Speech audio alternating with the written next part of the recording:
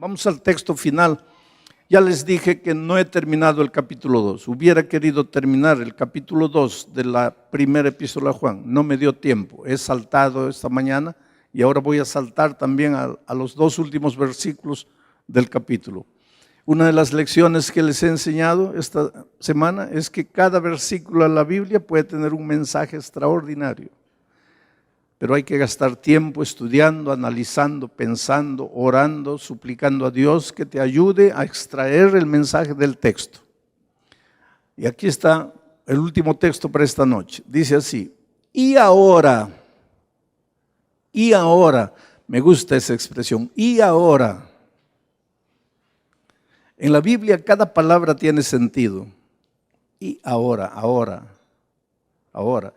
Tú sabes que todo lo que nosotros tenemos para vivir en la vida es el ahora, el hoy. Hay mucha gente fracasada en la vida porque no vive el ahora, vive el ayer. ¿Por qué hice esto? ¿Por qué fui? ¿Por qué me casé? ¿Por qué?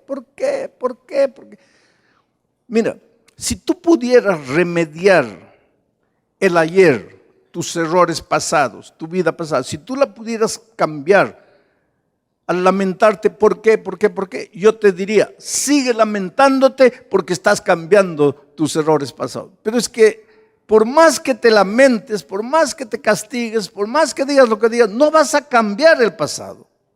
El pasado ya fue. Entonces es una pérdida de tiempo estar mirando atrás. Hay otra gente que vive mirando al futuro.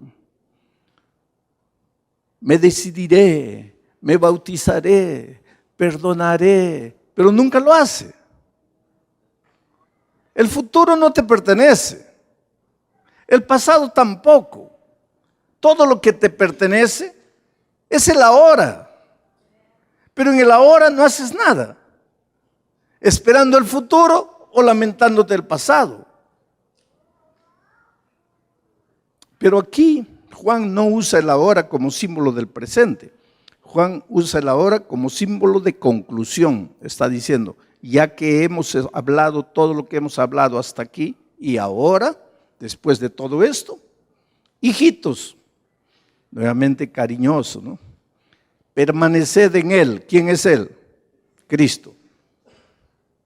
Para que cuando se manifieste, o sea, cuando Cristo vuelva, cuando Cristo venga, tengamos confianza, para que en su venida no nos alejemos de Él avergonzados.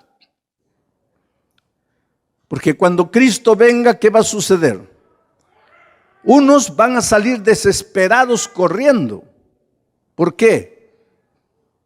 Porque van a tener miedo del Señor Jesús. Y otros van a correr a Él con confianza. ¿Por qué? Porque han permanecido aquí. O sea, si tú quieres estar victorioso en pie para la venida de Cristo, el verbo clave es permaneced. Y ahora, hijitos, permaneced en Él. Si tú permaneces en Él, cuando Él venga, vas a correr a sus brazos con confianza. Pero si no permaneces en Él, cuando venga te vas a alejar de Él avergonzado. Ahora, si sabéis que Él es justo, Jesucristo, sabed también que todo el que hace la justicia es nacido de Dios. Todo el que hace las cosas correctamente ha nacido de Dios. Pero para eso tienes que permanecer en Él. Permanecer.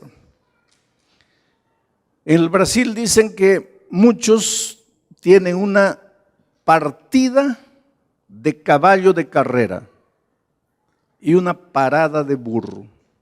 Quiere decir, salen disparados. En poco tiempo pararon. Tú sabes que lo más fácil en la vida cristiana es empezar la carrera cristiana. Y lo más difícil es llegar. Porque muchos han quedado muertos en el desierto de esta vida. Muchos han comenzado la carrera cristiana y no la han terminado. Estaré predicando esta noche para alguien que empezó la carrera cristiana cómo fuiste útil para Dios, cantaste, predicaste el Evangelio, trajiste muchas personas para Cristo, fuiste anciano, diácono, director misionero, pero en este momento estás lejos de Dios, lejos de la iglesia. Pues tuviste una partida extraordinaria. Cómo se rejubilaba tu corazón cuando Jesucristo llegó a tu vida, cuando conociste el Evangelio. Pero por esas cosas de la vida hoy estás herido en el desierto de esta vida. Y yo en el nombre de Jesucristo te digo, vuelve, regresa. Aunque para regresar tengas que tragar lo que ya dije, el orgullo. Aunque tengas que reconocer que te has equivocado. Vuelve, los brazos del Señor Jesucristo siempre te están esperando. Yo estaba entrando aquí en los Estados Unidos a la hora de entrevistarme con el agente de migración. Miró mi pasaporte y me dice: ¿usted es de la iglesia adventista? Digo, sí. Y le pregunté: ¿usted es adventista? Mi abuela era, y mi madre hasta hoy escucha sus sermones. Cuando vi su pasaporte y yo me relacioné con el hombre que predica los sermones para mi madre. Le digo: ¿y tú? Y sus ojos se llenaron de lágrimas. No lloró, no derramó lágrimas, pero se emocionó. Disculpe, no puedo conversar. Seguí mi pasaporte. Tenía los ojos. No necesitó decirme nada para entender yo lo que estaba sucediendo. Él había sido miembro de esta iglesia. Y por esas cosas hoy estaba lejos. Me encuentro en los aeropuertos. Me encuentro en los lugares públicos. Gente que muchas veces se acerca y me dice: pastor, yo fui miembro de iglesia, yo prediqué, yo fui anciano de iglesia, hoy estoy lejos, yo soy feliz.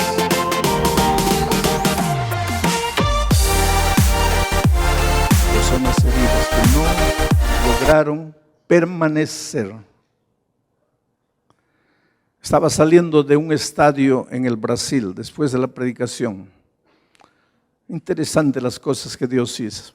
En el Brasil, en esa ciudad, en la ciudad de Belém do Pará. ¿Hay algún brasileño aquí? ¿Ah? ¿No hay brasileños? Bueno, hay una ciudad llamada Belém do Pará, allá en el norte.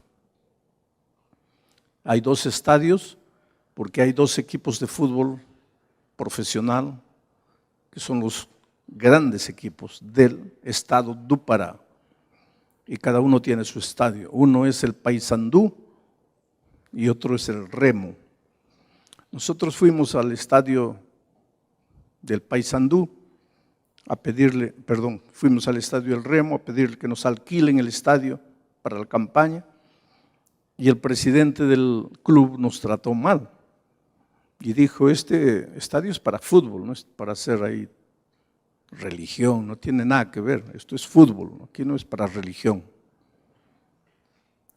Entonces fuimos al estadio del Paysandú y el Paysandú nos trató bien, el presidente dijo: está bien, les alquilamos el estadio.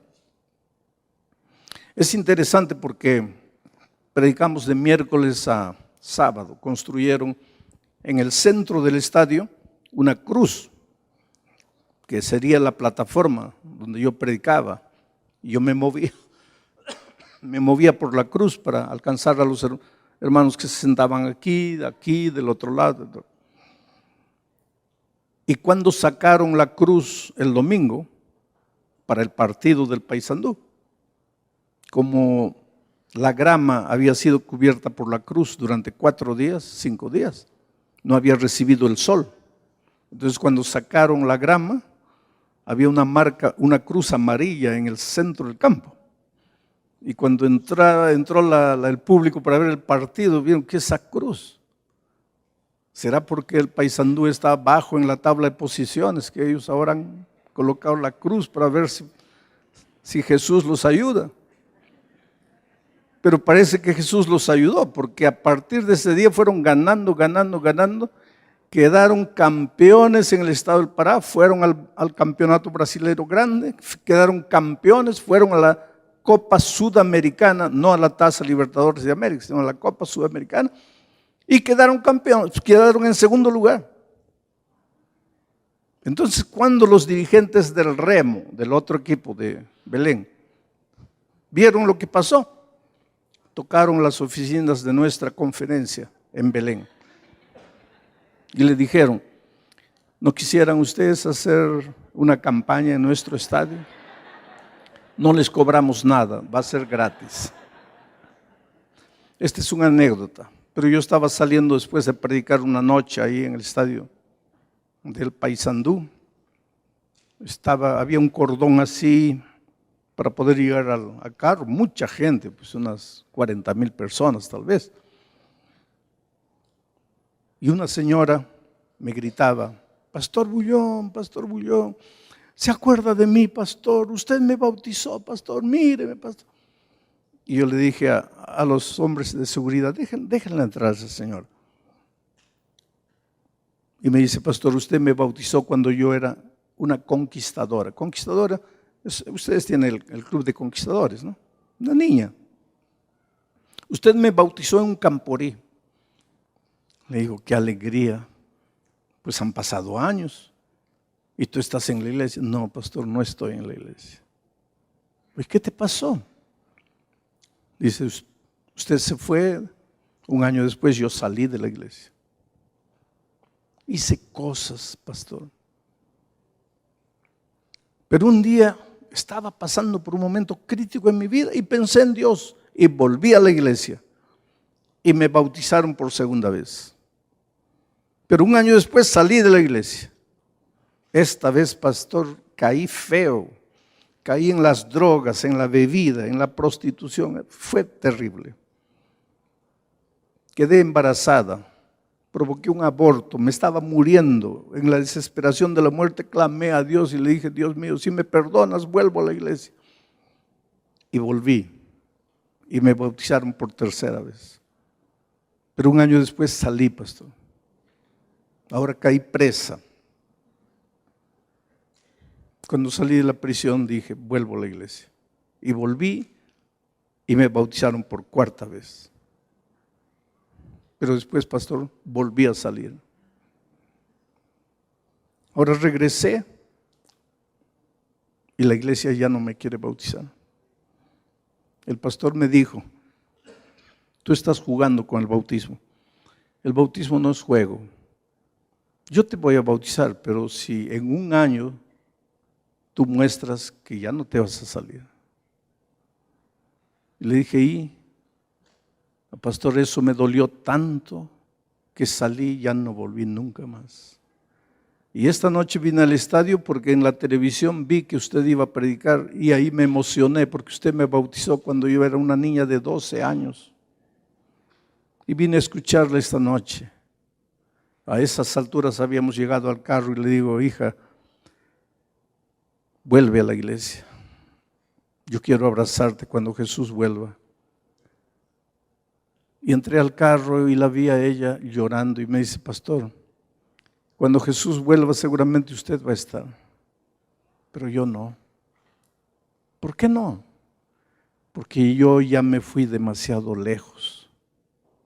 Ya para mí no hay retorno, pastor, ya estoy perdida. Pero esta noche, querido, yo te digo en el nombre de Dios, no estás perdido. Nunca puedes decir: me he ido demasiado lejos. No importa cuán lejos te has ido. Tienes que creer en Dios y en su palabra. Hay esperanza para ti. Vuelve. Déjate traer. No resistas a la voz del Espíritu. Yo una vez La Biblia es rica y me emociono cada vez que leo. No sé si te acuerdas de un rey de Israel llamado Manasés. Fue el peor de los reyes, Manasés, el peor, porque nació en la iglesia, sus papás. ¿Quién era el papá de Manasés? ¿Te acuerdas? ¿Alguien se acuerda quién era el papá? El rey más bueno de todo Israel, ¿quién era? Entró al gobierno niñito.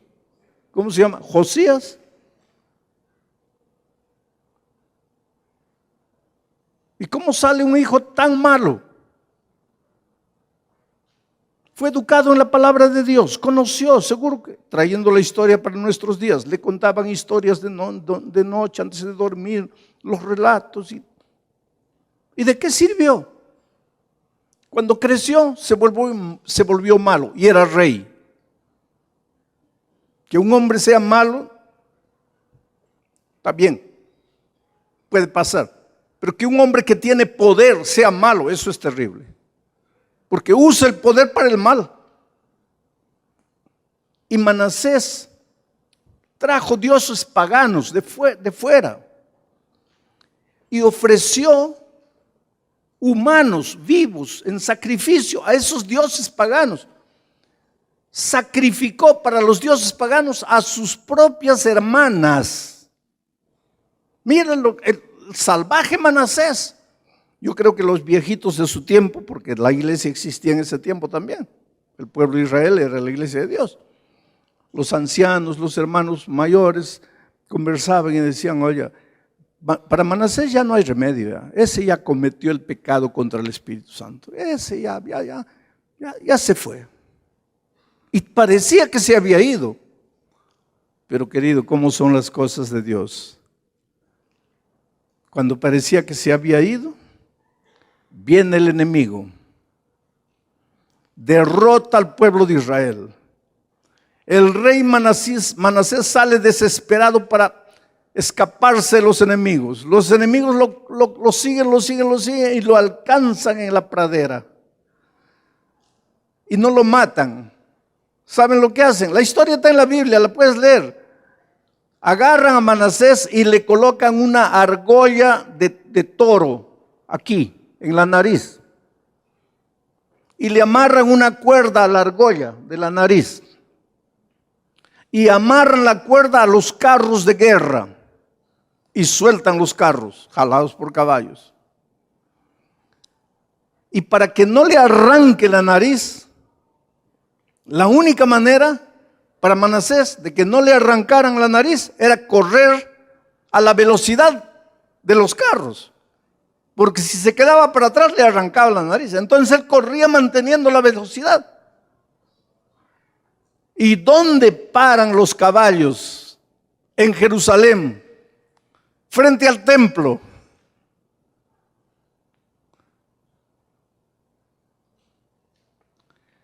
La Biblia dice: con cuerdas de amor te traje. Porque Dios te llama con amor, te llama y te llama. ¿No quieres con amor? Te voy a traer como a Manasés. Te voy a traer como a una mula, como a una bestia. Te voy a traer jalado de la nariz. Pero vas a llegar a mi iglesia.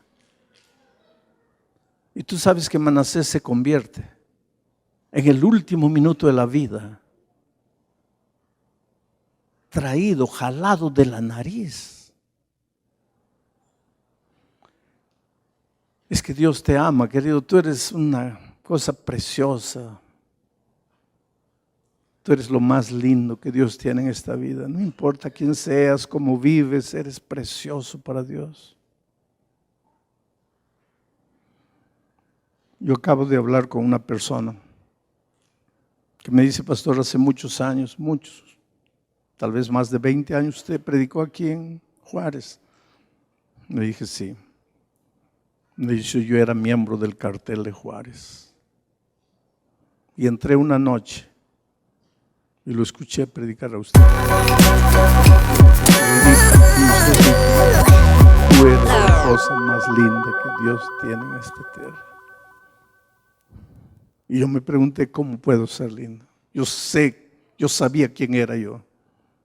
¿Cómo podía ser la cosa más linda? Pero eso me emocionó, pastor. Y aunque esa noche yo me salí bravo, porque no quería escuchar lo que usted estaba diciendo, me salí. Los años pasaron y esa frase en mi corazón, tú eres la cosa más linda, tú eres la cosa más linda.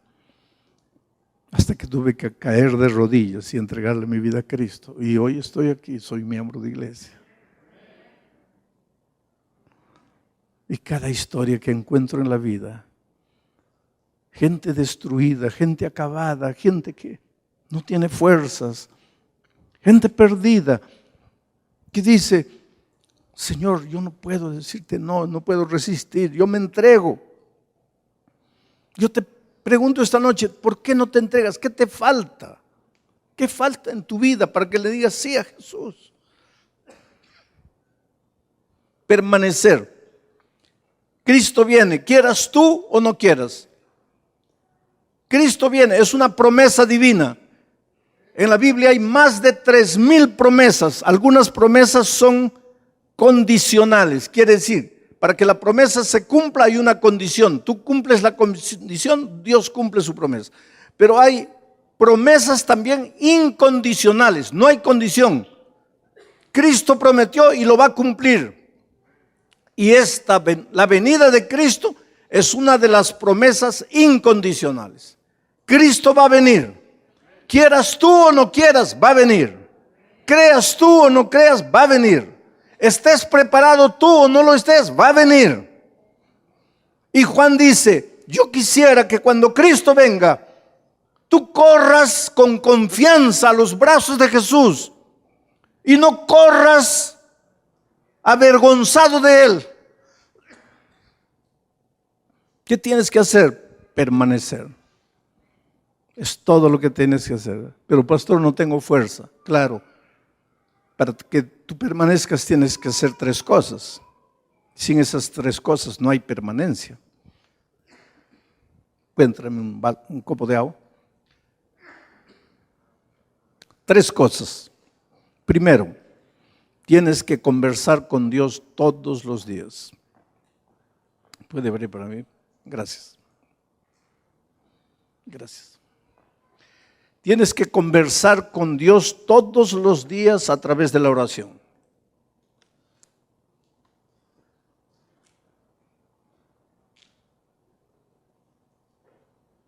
Tienes que conversar con Dios todos los días. En otras palabras, tienes que orar.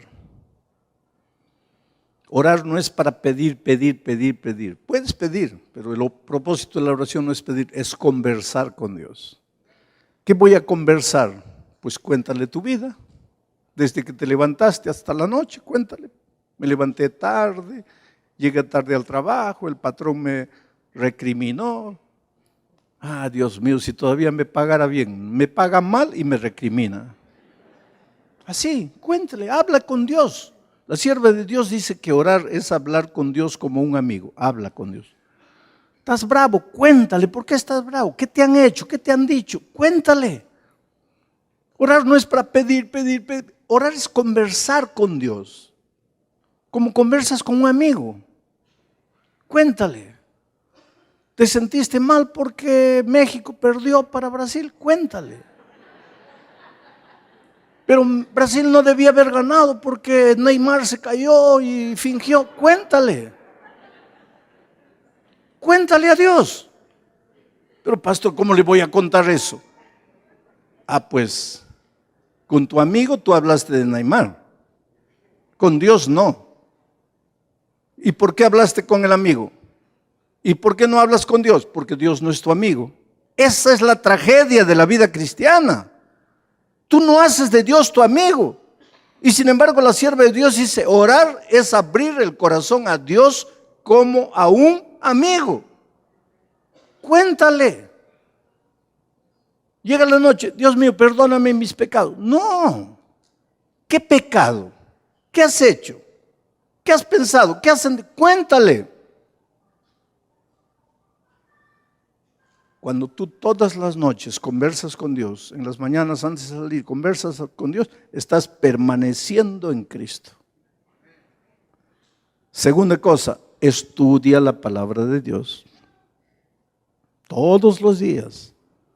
Abre tu lección de la escuela sabática.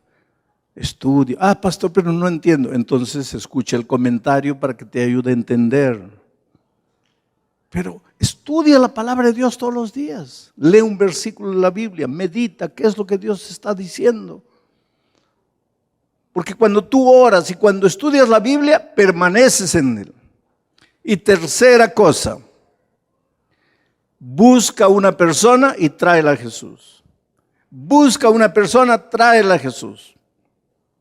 Porque cuando tú haces esas tres cosas, estás permaneciendo en él. Y si permaneces en él, cuando Cristo venga, vas a correr a sus brazos con confianza.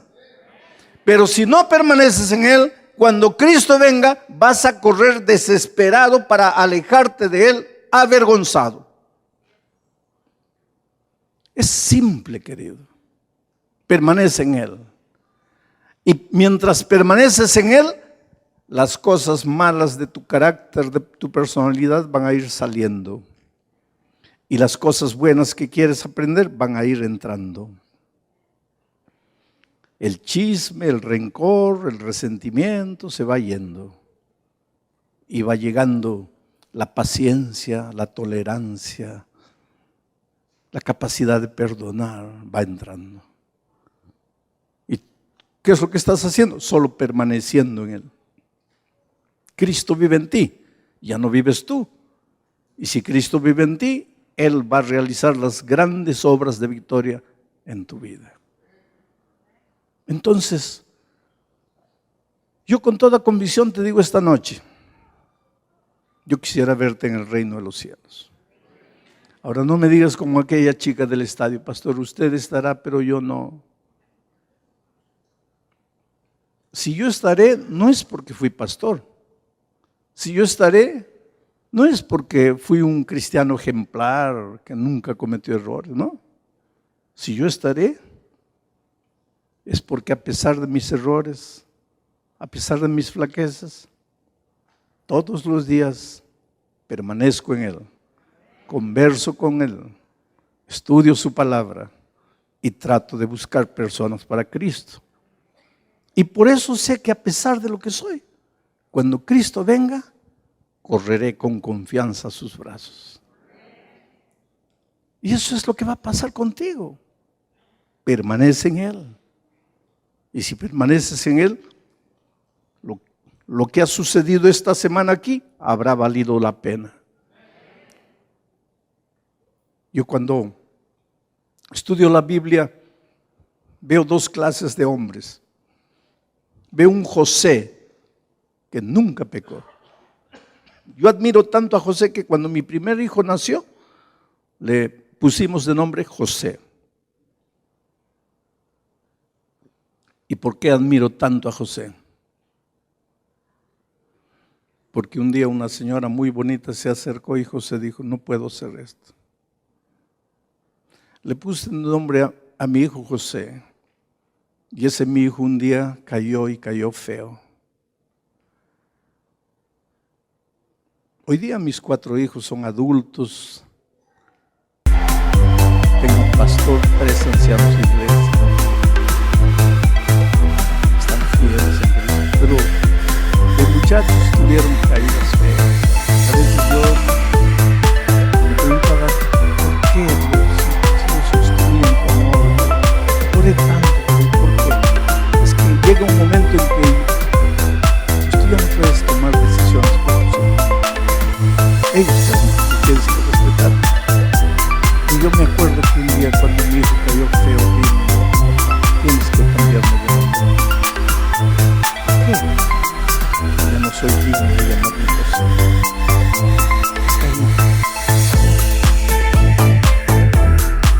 Ninguno de nosotros es digno de nada. La salvación no es porque merecemos. La salvación no es porque somos buenos. La salvación es porque Jesús nos salva. Por eso yo en la Biblia encuentro un José, un Daniel, un Enoc. Caminó con Dios y Dios se lo hizo. Pero en la Biblia también encuentro un David, miserable pecador, no solo cometió adulterio, sino que mandó matar al esposo de la mujer. Y aparentó ser bueno delante del pueblo al casarse con la viuda que él mandó matar. Intriga política, un cóctel de pecados, pero se arrepintió. Encuentro un Pedro que, habiendo convivido con Jesucristo, en la hora X lo negó y maldijo, dijo: yo nunca lo conocí. Pero cuando vayamos al cielo, allá estará José, allá estará Daniel, allá estará Enoc. Todos diremos: bueno, ellos merecen. Pero allá en el cielo también estará Pedro, y también estará David. Y ellos no merecen. ¿Y por qué estarán allá? Porque en un momento de la vida se arrepintieron, lloraron a los pies de Dios, de Jesús, y Él los salvó. Por eso todas las mañanas yo le digo a Dios: Señor, sí, por lo menos no puedes hacerme como José, Daniel, no. Hazme como David, como Pedro, pero ayúdame a llegar al reino de los cielos. Dios te ama. No es difícil salvarse. Dios te ama. ¿Quién quiere salvarte? Es Jesús, no eres tú. Tú y yo lo único que queremos es meternos en la miseria de la vida. Y si un día seremos salvos, no es porque quisimos salvarnos, es porque Dios quiso salvarte, y por eso el Señor Jesucristo murió en la cruz del Calvario por ti. Ven a Jesús sin miedo. No tengas miedo.